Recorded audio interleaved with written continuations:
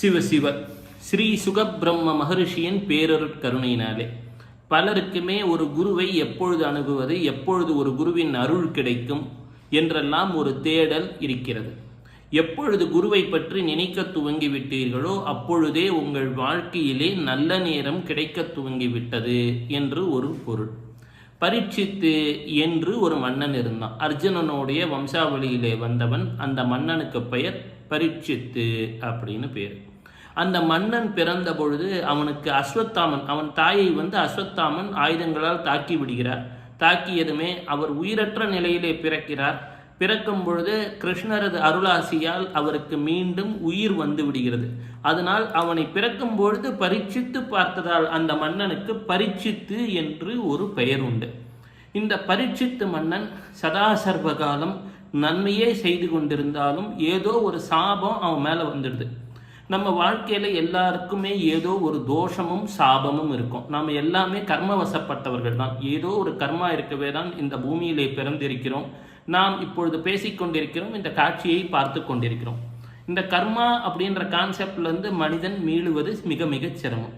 எனவே நம்ம ஜோதிடரை அணுகுவதே நம் வாழ்க்கையிலே கர்மா குறைய வேண்டும் என்பது தான். இல்லைன்னா அந்த கர்மாவை ஏற்றுக்கொண்டு வாழ பழகி கொள்ள வேண்டும் தான். இந்த பரீட்சித்து மன்னன் அவனுடைய விதிவசத்தை அறிந்த பின்னால் அதிலிருந்து விடுதலை பெறுவதற்கு ஸ்ரீ சுகபிரம்ம மகரிஷியானவரை அணுகுகிறான். ஸ்ரீ சுகபிரம்ம மகரிஷி எங்க இருக்கிறார் என்று சொன்னால் நைமிசாரண்யம் அப்படின்னு ஒரு காடு இருக்கு. அந்த நைமிசாரண்யத்துக்கு ஏன் அந்த பேர் வந்துதான் அப்படின்னா, அங்க இருக்கக்கூடிய ஒவ்வொரு புல்லுக்கு பேரும் நிமிஷம் அப்படின்னு பேரு. நம்ம வாழ்க்கையில ஒவ்வொரு வினாடின்னு சொல்றோம் இல்லையா, அந்த புற்களால் சூழப்பட்ட பகுதி அங்க புல்லாக இருக்கும். அதற்கு பெயர், ஒவ்வொரு புல்லின் பெயரும் நிமிஷம். அதற்கு நடுவிலே ஒரு குடிசையிலே உட்கார்ந்து கொண்டிருப்பார் சுகபிரம்ம மகரிஷி. அவர் சதா சர்வகாலம் ராதே கிருஷ்ணா ராதே கிருஷ்ணான்னு தியானம் செய்து கொண்டிருப்பார். அப்பொழுது அவர் முன்னால் மார்க்கண்டேய மகரிஷின்னு சொல்லக்கூடியவர், என்றும் 16ன்னு சொல்றோம் இல்லையா, அந்த மார்க்கண்டேய மகரிஷி சிவசிவ சிவசிவன் அவரும் தியானத்தில் இருப்பார். அந்த இடத்திற்கு அவர் மான் தோளிலே அமர்ந்திருக்கிறார் சுகபிரம்ம மகர்ஷி. அருகினிலே ஒரு சிறு ஒரு குடத்திலே தண்ணீர் இருக்கிறது. சதா சர்வ காலம் துளசி மாலையை வைத்துக்கொண்டு ராதே கிருஷ்ணா ராதே கிருஷ்ணான்னு சொல்லிட்டு இருக்கார். கிளிமுகத்துடன் இருக்கக்கூடியவர் அவர்.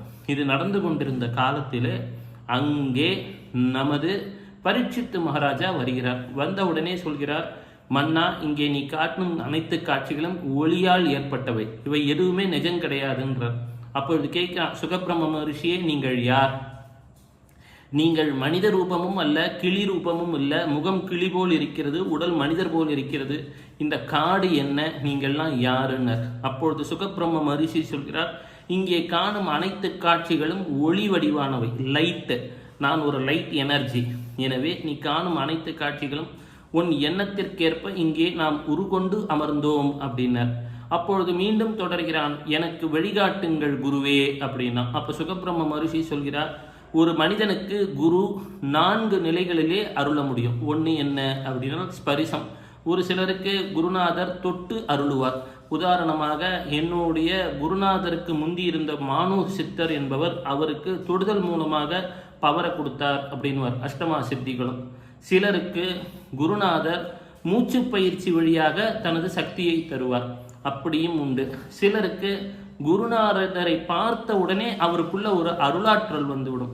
அந்த சூழல்களும் நிகழ்ந்தது உண்டு. எனவே ஒருவருக்கு இதையெல்லாம் கடந்து மற்றொன்றும் உண்டு, மந்திர தீட்சை என்று சொல்லுவார்கள். இந்த மந்திர தீட்சையிலும் பல்வேறு வகைகள் உண்டு. இதையெல்லாம் கடந்து எல்லாம் பயன் தர வேண்டும் என்று சொன்னால் அந்த குருவின் மீது நம்பிக்கை வேண்டும். அப்பொழுது பரீட்சித்து மகாராஜா சொன்னார், உலகத்திலே எல்லாவற்றையுமே பரீட்சை செய்து கொண்டான் அறிந்து கொள்கிறோம். உலகத்தில் தினமும் ஒவ்வொரு நிமிடமும் ஒவ்வொருவரும் ஒரு பரீட்சையை கடந்து கொண்டிருக்கிறார்கள். எப்பொழுது மனிதன் தவழ்ந்து கொண்டு பிறக்கிறோம், குழந்தையா பிறக்கும்போது தவழ்கிறோம், மீண்டும் நாம் இறுதியிலே தவழத் தொடங்கி விடுகிறோம். இது ஒரு வாழ்க்கை சுழற்சி. இந்த புற்கள் அப்படின்னு சொல்றோம் இல்லையா, அந்த புல்லு, இவை ஒவ்வொன்றும் உன் வாழ்க்கையில ஒரு நிமிடம். இதை நீ கடந்து கொண்டே இருக்கிறாய்.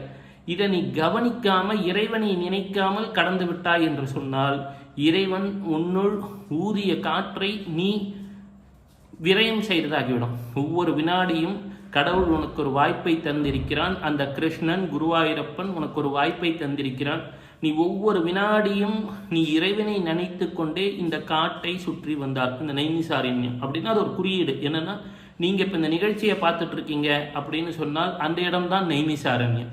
தனியாக எங்கேயோ ஒரு காட்டில் போய் அந்த காட்டை சுற்றிட்டு வந்தால் தான் உங்களுக்கு பலன் கிடைக்கும்னு இல்லை. அந்த காடாகவே இறைவன் இருக்கிறான்றான். அப்படின்னா என்னன்னா, நீங்கள் உங்கள் வாழ்க்கையை சுற்றி உள்ள சூழல், நீங்கள் காணும் காட்சி, இவை அனைத்துமே அந்த இறைவன் தந்தது, இறைவன் உருவாக்கி கொடுத்தது. ஒவ்வொரு கணமும் இறைவனை நினைக்க நினைக்க, கிருஷ்ணா, கோவிந்தா, கோபாலா, பாண்டுரங்கா அப்படின்லாம் நினைக்க நினைக்க பிரச்சனைகள் சரியாகுன்றான். இதை மற்றும் மீண்டும் சுகபிரம்ம மகரிஷி தொடர்கிறார். ஒரு மனிதன் 3 விதமாக தன்னுக்குள் கருத்துக்களை உள்வாங்குகின்றான். ஒன்று, நம்ம சாப்பிடக்கூடிய உணவு, அது நம்ம ஒரு பாதிப்பை ஏற்படுத்துகிறது. சில சமயம் சூடாக சாப்பிட்றோம், சில சமயம் ஐஸ்கிரீம் சாப்பிட்டா பல்லு வலிக்குது. நாம் சாப்பிடக்கூடிய உணவு என்பது அதன் தன்மை நம்முள் பல்வேறு மாற்றங்களை ஏற்படுத்துகிறது. 2, நாம் காணக்கூடிய காட்சிகள், நாம் பேசக்கூடிய சொற்கள், நாம் கேட்கக்கூடிய வார்த்தைகள், அதுவும் நம்மக்கிட்ட ஒரு பாதிப்பை ஏற்படுத்துது. அதுவும் நம்முள் கலக்கிறது. நாம் சுவாசிக்கக்கூடிய காற்று, இதுக்கும் ஒரு தன்மை இருக்கு. இதை தவிர வாத, பித்த, சிலேத்துமம் அப்படின்லாம் சொல்கிறோம். அதனால தான் மெடிடேஷன் பண்ணும்பொழுது என்ன சொல்கிறாங்க, 1:2:4ன்னுவாங்க. அட்லீஸ்ட் 24 நிமிடங்களான தியானம் செய்து பழகணும். எடுத்த உடனே 24 நிமிடம் தியானம் செய்ய முடியுமானா அது இயலாத காரியம். கண்ணை மூடிக்கொண்டிருப்பதெல்லாம் தியானம் என்று சொல்லிவிட முடியாது. கண்ணை மூடிக்கொண்டு உட்காருவது என்பது அடிப்படை பயிற்சி, அவ்வளவுதான். உதாரணமாக, அரை நிமிட நேரமட்டில் தவமுறை தியானம் அறியாதன் அருணகிரி நிபர்நாதரே பாடியிருக்கிறார். அப்பொழுது தவம் முறை அறியாதவர்கள் நாம் அடிப்படை தியான பயிற்சின்றது முதல்ல ஒரு 5 நிமிஷம் 2 நிமிஷம் உட்கார்ந்திருப்பது. இதை தவிர அவர் சொல்கிறார், எங்கே யார் ஒருவர் திருநீற்றை தரிக்கிறார்களோ, விபூதியை நெத்தியில சின்னதாக பூசிட்டு தியானம் செய்கிறார்களோ, சிவ சிவ சிவ சிவன்னு, அந்த தேகமே ஒரு காலகட்டத்தில் சிவமயமாக மாறும் என்று ஸ்ரீ சுகர் சொல்கிறார். இதெல்லாம் சுகர் சொல்லக்கூடிய ஒரு வழிமுறைகள், தியானத்திலே அடிப்படை பயிற்சி. இது ரொம்ப ஒரு மேன்மைக்குரிய பயிற்சின்றதோட இதுதான் அடிப்படை பயிற்சி. சரி, இதெல்லாம் செய்வதால் என்னாகும்? நம்மளுடைய தேகம் என்பது இருள் தேகமாக இருக்கிறது. வள்ளல் பெருமான் சொன்னதை போல இது அடுத்த நிலையான மருள் தேகம் என்று மாறி அருள் தேகமாக மாறும். எல்லாருமே என்ன நினைக்கிறாங்க, உடம்புக்குள்ள ஆத்மா இருக்கு அப்படின்னு ஒரு பொதுவான கருத்து சொல்றோம். ஆனால் இந்த உடலானதை கடந்த பின் அன்னமய கோஷம், பிராணமய கோஷம், விஞ்ஞானமய கோஷம் என்று பல்வேறு அடுக்கு நிலைகள் உள்ளன. இந்த அடுக்கு நிலைகள் அது ஒரு சீராக மாறினால்தான் நம் வாழ்க்கையும் நேராக மாறும்.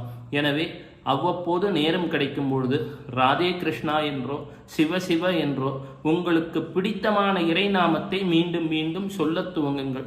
சிறிது நேரம் சொல்லத் துவங்குங்கள். மெல்ல உங்கள் வாழ்க்கை மாறத் துவங்கும். தியானம் வாழ்வியல் ஒரு முறையாக, ஒரு நெறியாக மாறத் துவங்கும். அவ்வாறு ஏற்பட்டால் வாழ்விலே வெற்றி மேல் வெற்றி தன்னால் வந்துவிடும் என்பதே ஸ்ரீ சுகர் அனைவருக்கும் சொல்லும் கருத்து. சிவ சிவ சிவ சிவ சிவ சிவ.